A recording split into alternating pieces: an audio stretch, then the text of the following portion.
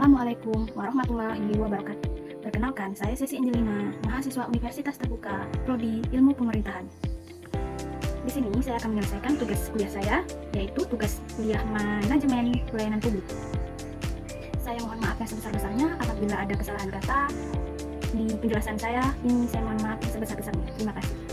Di sini saya akan menjelaskan secara singkat masalah, solusi yang ditawarkan, dasar teori yang mendukung, serta dampak positif dari solusi inovatif dan strategi implementasinya terhadap permasalahan pelayanan publik berdasarkan antrian panjang dan keterbatasan stok e-blanko di eKTP di Dinas Kependudukan dan Pencatatan Sipil yang disingkat Disdukcapil.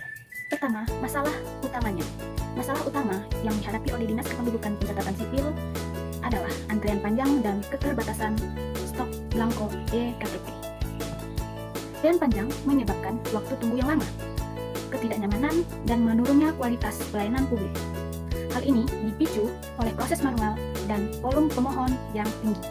Dan yang kedua, keterbatasan stok blanko eKTP sering terjadi karena ketergantungan pada pengadaan pusat mengakibatkan penundaan penerbitan eKTP elektronik dan memaksa Disdukcapil mengeluarkan surat keterangan atau suket pengganti.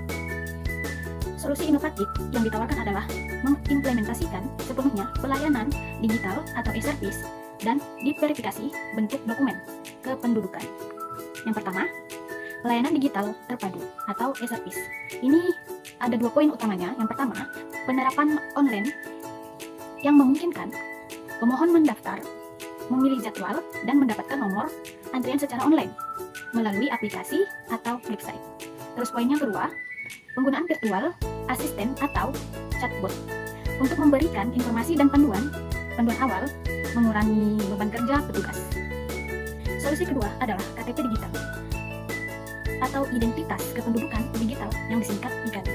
KTP digital adalah solusi utama untuk mengatasi keterbatasan blanko. Pemohon dapat memiliki identitas kependudukan dalam bentuk aplikasi digital pada smartphone mereka. Lalu penerbitan KTP elektronik prioritas hanya untuk yang benar membutuhkan cetak fisik. Misalnya, bagi yang belum memiliki smartphone, memerlukan aktivasi pertahanan, perbankan, atau layanan lain yang masih masyarakat fisik. Solusi ini didukung oleh beberapa teori utama. Yang pertama, teori digital government yang merujuk pada penggunaan teknologi informasi dan komunikasi atau TIK untuk meningkatkan efisiensi, efektivitas, dan transparansi pelayanan publik. Digitalisasi proses pelayanan e-service adalah intinya. Teori yang kedua adalah teori manajemen antrian. Prinsip teori ini adalah meminimalkan waktu tunggu dan memaksimalkan efisiensi sistem. Implementasi online QA system membantu mengatur kedatangan pemohon secara terstruktur, mengurangi bouncing dan waiting time. Dan teori yang terakhir adalah konsep lean management, berfokus pada eliminasi pemborosan dalam konteks ini. Pemborosan seperti waktu tunggu yang lama, proses manual yang berulang, dan ketergantungan pada stok fisik blanko dieliminasi melalui digitalisasi dan KTP digital. Dampak positif dan strategi implementasi. Dampak positif yang pertama, peningkatan efisiensi pelayanan.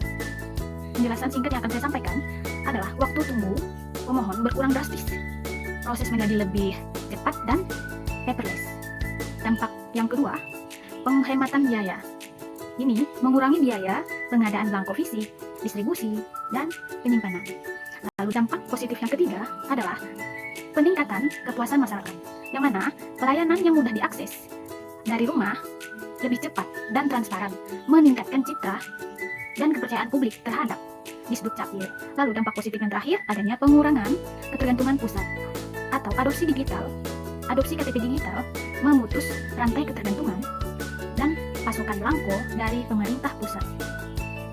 Untuk strategi implementasinya ada 3. Yang pertama, tahap sosialisasi dan edukasi, yang mana mengadakan kampanye masif tentang manfaat dan cara penggunaan KTP digital atau IKD dan sistem antrean online. Lalu melibatkan media lokal, influencer, dan tokoh masyarakat untuk mempercepat adopsi. Tahap yang kedua adalah tahap infrastruktur dan regulasi, yang mana memastikan ketersediaan infrastruktur digital seperti server atau jaringan yang memadai dan aman. Dan juga menerbitkan peraturan kepala dinas atau perkadis atau surat edaran yang menetapkan KTP digital sebagai dokumen yang sah dan prioritas. Dan tahap yang terakhir adalah tahap rollout dan pelatihan, di mana mulai implementasi sistem antrian online secara bertahap. Lalu melatih petugas di Dukcapil untuk membantu masyarakat menginstal dan mengaktifkan KTP digital. Lalu menyediakan helpdesk khusus untuk transisi digital. Sekian yang dapat saya sampaikan, semoga dapat memahami penjelasan singkat saya.